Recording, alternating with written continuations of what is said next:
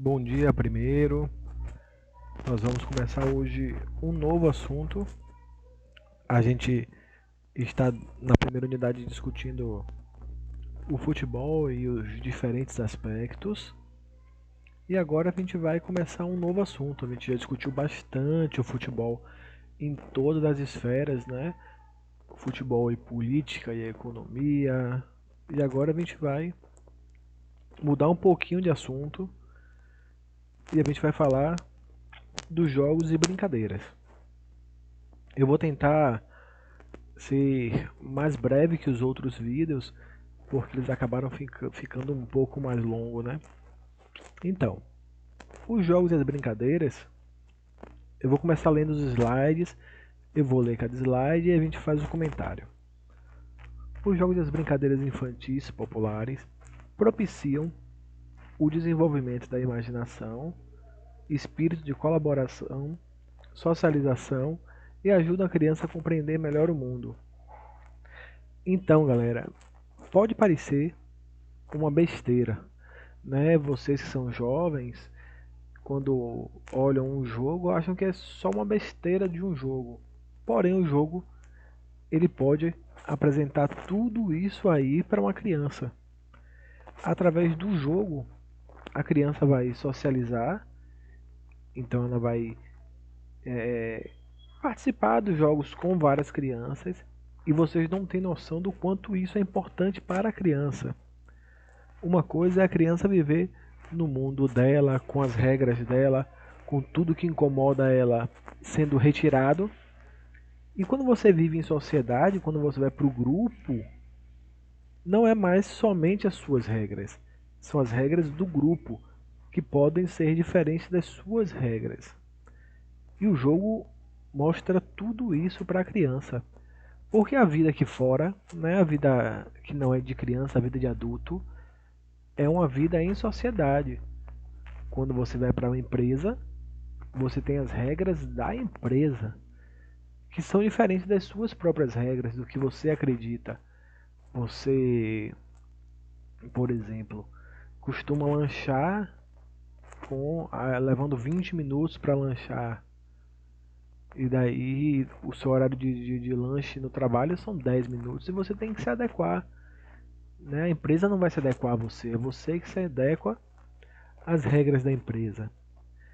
Então, os jogos eles ajudam dessa maneira, ajudam a desenvolver a imaginação da criança, diferente do esporte. No esporte a criança também imagina algumas coisas, mas o jogo a criança imagina muito mais. Além de que tem a questão da criatividade. Então, imaginação e criatividade juntos, a criança pode inclusive no jogo, o jogo propicia isso, a criança pode inclusive mudar as regras. Então, a imaginação e a criatividade é quem contam no jogo, diferente do esporte. Inclusive, quem lembra da sua infância já deve ter jogado jogo aí que nem existe, mas que você e os seus amigos na hora criaram e se divertiram e não tinha regra, vocês colocaram regra na hora, foram jogando e no meio do jogo a regra mudou. Então tudo isso, gente, ajuda no desenvolvimento de tudo isso que está no slide. Socialização, imaginação, criatividade, ajuda você a compreender o mundo melhor. Ajuda a compreender o mundo melhor porque o mundo ele é um mundo feito em grupo. Não é mais o mundo feito no individual, né, para uma pessoa, como é quando a gente é bem pequenininho, que a gente nasce e as atenções são todas voltadas para a gente. É só a gente chorar que alguém vai lá fazer o que a gente quer, né? E aí a nossa primeira imagem, eu gosto sempre de botar uma imagem sobre o assunto, é essa imagem, que é o peão, que era uma brincadeira antiga que fazia muito sucesso. Todo menino de antigamente tinha um peão, rodava um peão, e que hoje deixou de existir. São poucos os lugares que você encontra o peão. E além disso, a própria indústria, né, de brinquedos, ela acabou dando um jeito de repaginar o peão e deixar um peão mais fácil para a criança.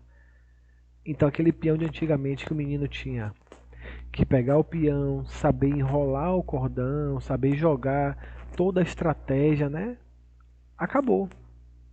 Hoje em dia a gente tem o Beyblade, que você tem um lançador de Beyblade, então todo o seu trabalho de coordenação, que você tinha que aprender a enrolar o fio e tal, acabou.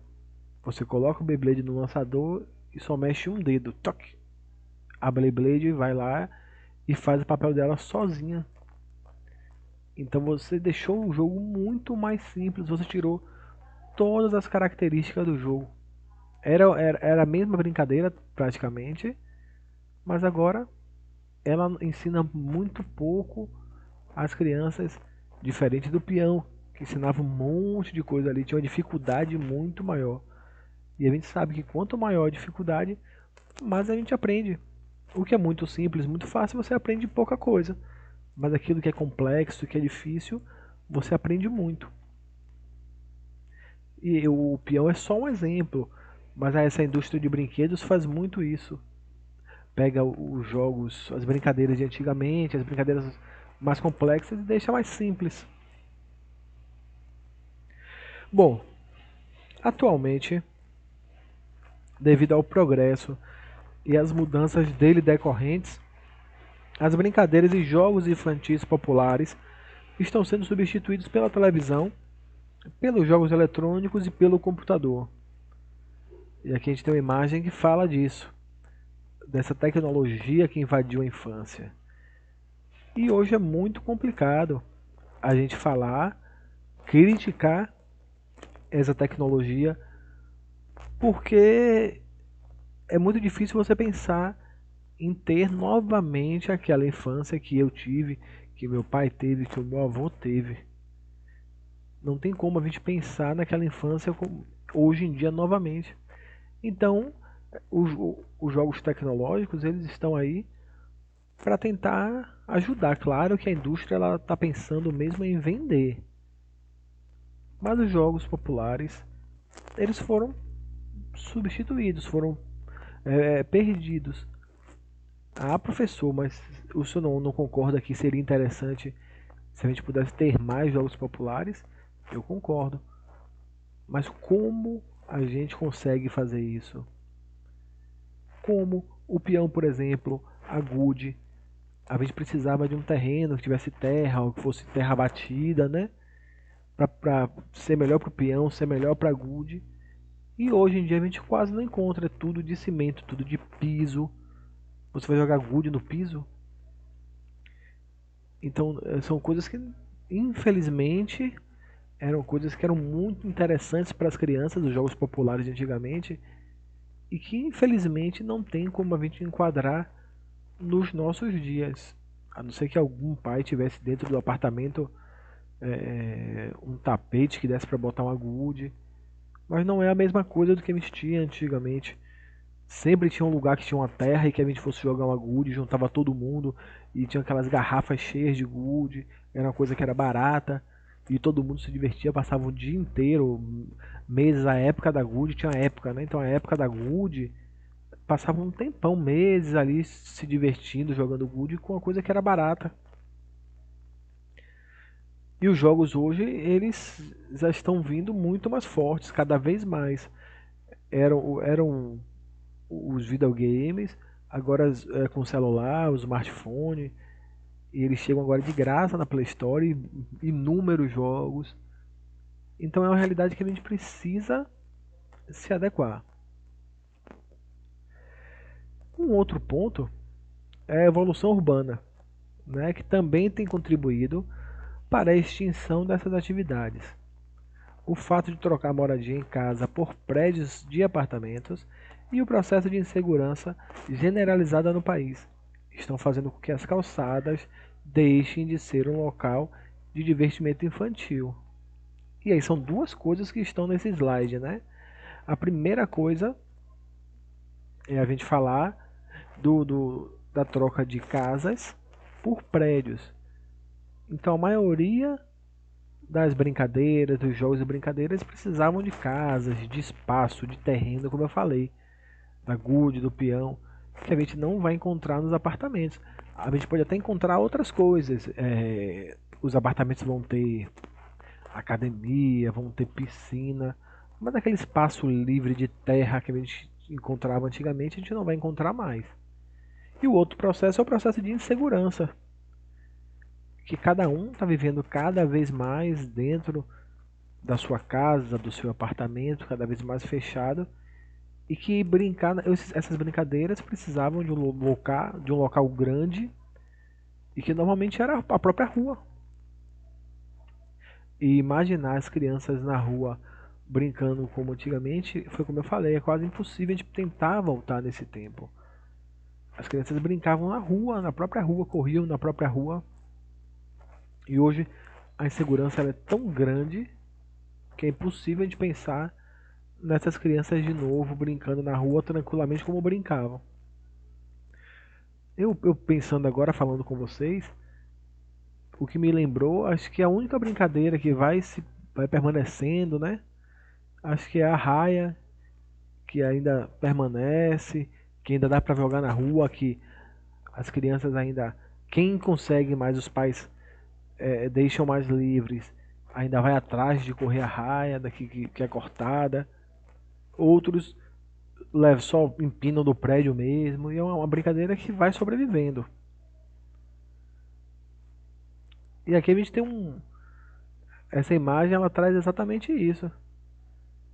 As crianças brincando dentro do que parece ser um apartamento.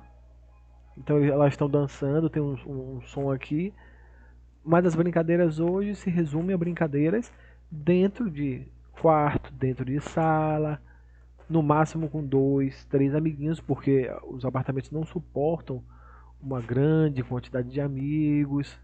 Essa é a nossa nova realidade com relação aos jogos e brincadeiras.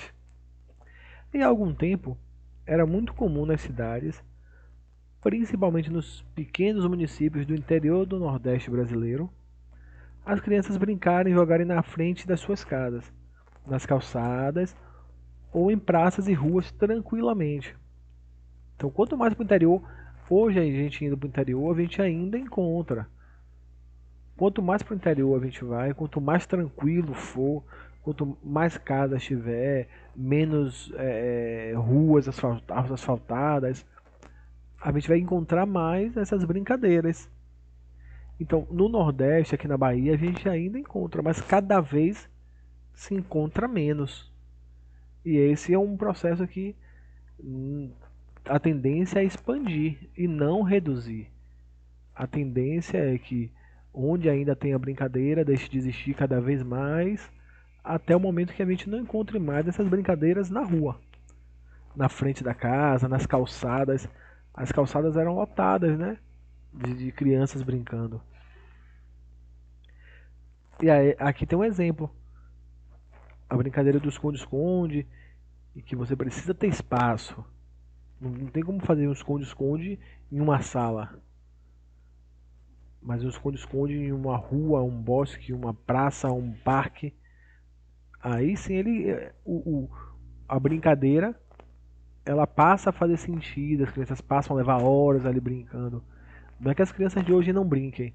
Meus filhos brincam de esconde-esconde dentro de casa. Mas brinca uma vez, achou, brinca duas, achou, acabou a graça. Porque não é um ambiente propício para isso. E aí, galerinha, deixa eu dar uma olhadinha aqui em quanto tempo tem de gravação. Vixe, já são 14 minutos. E aí eu falei um pouquinho da diferença ali do esporte. E aquele baba, ele é um jogo ou é um esporte? A gente está falando de brincadeiras de rua, né? E a gente fala hoje ainda, o que fica é esse baba. Algumas ruas ainda tem ali aquele baba com a pedra marcando os gols, como era antigamente. Esse baba, ele é um jogo ou ele é um esporte? E aí eu digo a vocês que ele é um jogo. Professor, mas quais são as características que a gente pode definir aí? São várias. A gente vai ter uma aula ainda falando da diferença, uma aula só falando da diferença de jogo e esporte. Mas uma das principais características é a mudança na regra. Um campeonato de vôlei em que um atleta chegue e diga que o tênis dele, ele pisou numa poça, rasgou o tênis, não tem tênis para ele jogar. Ele é o melhor atleta da equipe. Ele pode entrar em quadra descalço? Não pode. O tênis faz parte do uniforme, e sem uniforme ele não pode jogar. Mas no baba aqui da rua, quem chega calçado joga, quem chega sem tênis joga, quem chega de sandália joga, quem chega de camisa, quem chega sem camisa. Um time joga com uma a mais, um time joga com uma a menos, um time joga sem camisa, joga com menino, com menina. Então, essas características na regra, essa mudança na regra, ela é característica do jogo e pra mim é o que torna o jogo tão mágico, tão maravilhoso, é essa possibilidade de você em cima da hora, tá ruim, tá chato, você muda a regra. Tá muito fácil para um lado, você muda a regra, desde que todos concordem, você entra em acordo ali, você faz a sua própria regra. Você às vezes cria um novo jogo porque você mudou a regra, você muda o jogo. E você vai mudando ali e se divertindo. Diferente do esporte. Algumas pessoas ainda se divertem com o esporte, mas a diversão no jogo ela é muito maior, principalmente porque a gente pode adaptar as regras do jogo a exatamente as nossas necessidades. Bom, galerinha, então esse aí é o nosso último slide. Eu corri um pouquinho para tentar fazer um vídeo mais curto para vocês. Espero que tenham gostado. Na próxima semana a gente volta com outro slide ainda sobre esse assunto. Beleza? Bons estudos e uma boa tarde para vocês.